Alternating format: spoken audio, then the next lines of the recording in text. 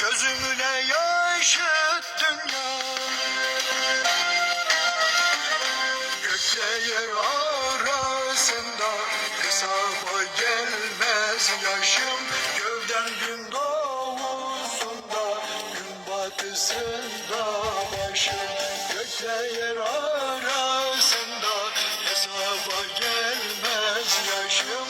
Gövden gün doğusunda, gün batısında başım.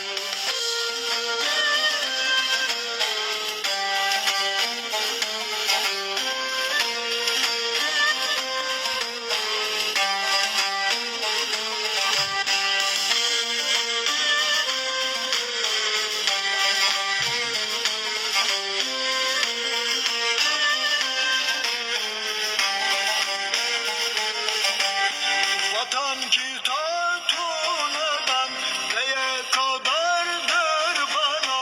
Esarette yurtlarım zillettir ardır bana. Bu cetvelle çizilmiş hudutlar dardır bana.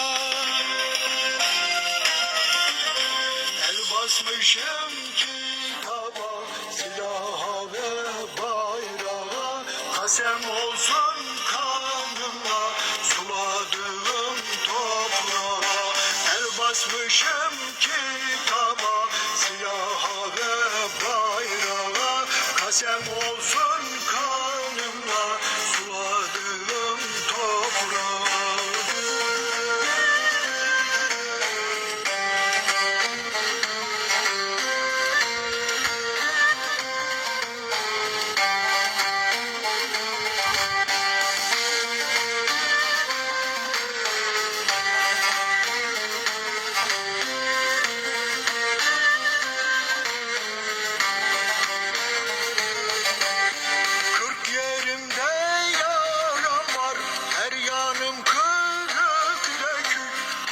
Çalıyor Tebriz, Hoyrat yakıyor Kerkük, Kırım Kazan Urumçi, bekliyor boynu bükük.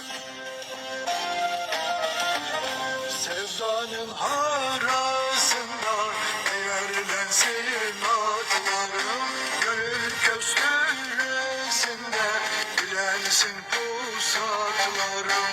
Sevdanın